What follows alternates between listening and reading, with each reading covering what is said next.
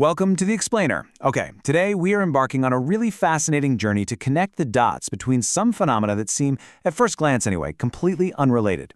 We're going to look directly at our source material to uncover the hidden architectures that basically govern our lives. We're talking everything from the microscopic wiring inside our own heads, all the way to the geopolitical maneuvering at the very top of the world. It kind of sounds like a riddle, doesn't it? What connects human memory, secretive billionaires, artificial intelligence, and the melting ice of Greenland? I want you to keep that overarching question right in the back of your mind as we go.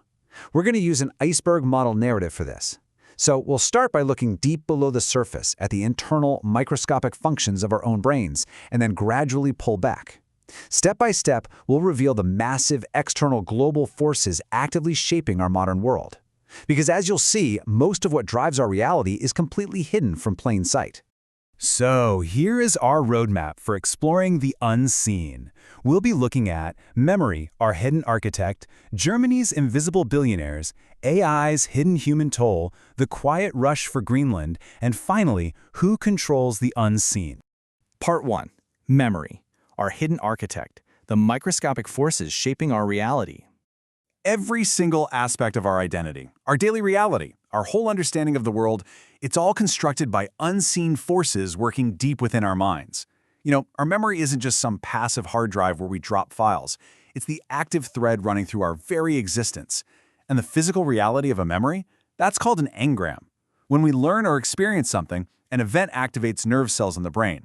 A chemical messenger released by one cell actually binds to specific receptors on a downstream cell, communicating via synapses.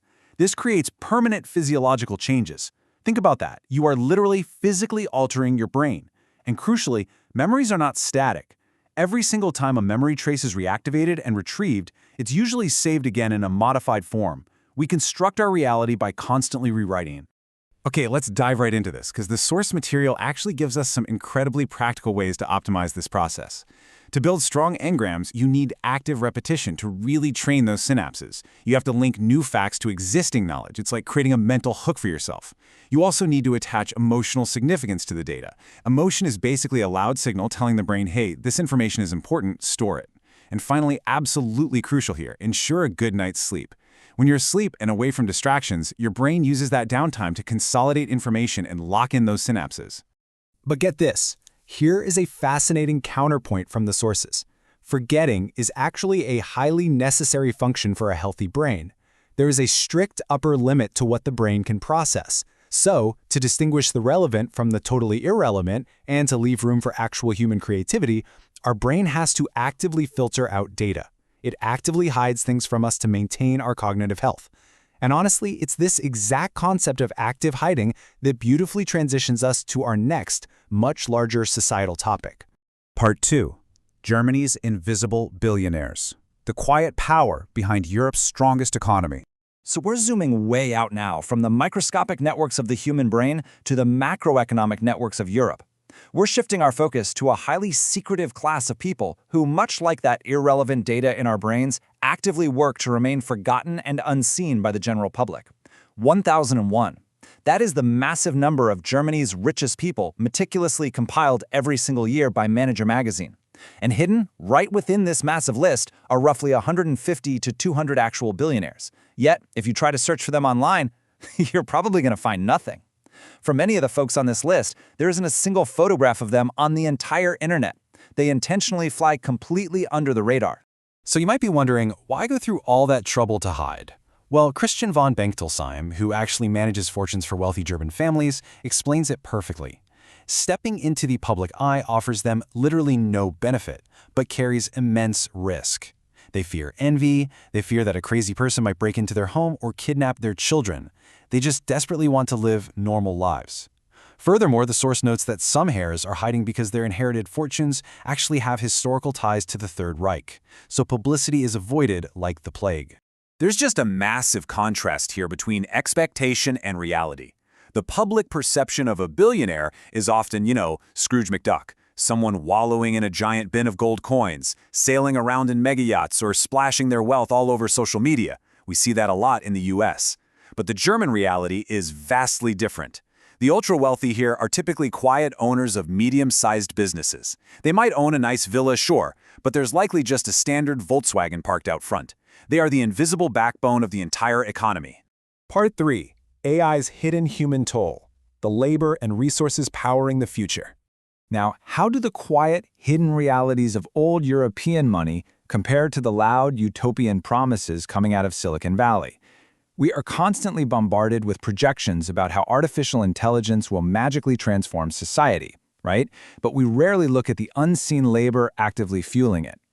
Let's look at the two sides of this coin, just neutrally presenting what our sources show us. On one hand, we have the guiding ideology of many tech billionaires, TESCREAL, or long-termism. This is basically a utopian sci-fi vision focused on re-engineering humans to be immortal, super-intelligent beings that colonize the universe. But then, on the other hand, we have the harsh reality required to actually build these systems today.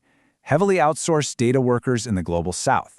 The grand long-term vision is often used to morally justify the grueling, unseen realities happening right now. And this brilliantly illustrates the sheer scale of this hidden world. 430 million. According to a World Bank report cited in our sources, there are an estimated 150 million to 430 million data workers around the globe. We're talking hundreds of millions of invisible human beings who are manually annotating images, classifying text, and feeding data into systems just so that algorithms can actually function. AI isn't just magic code. It is a massive, sprawling web of human labor. And the reality of that labor is honestly pretty harrowing. See, to make AI systems safe for the public, the AI first has to learn what not to generate. And that means human workers, very often in countries like Kenya and India, are paid as little as 83 cents a task to act as content moderators. They have to sit there and review the absolute worst garbage on the internet: murder, violence, horrific child exploitation.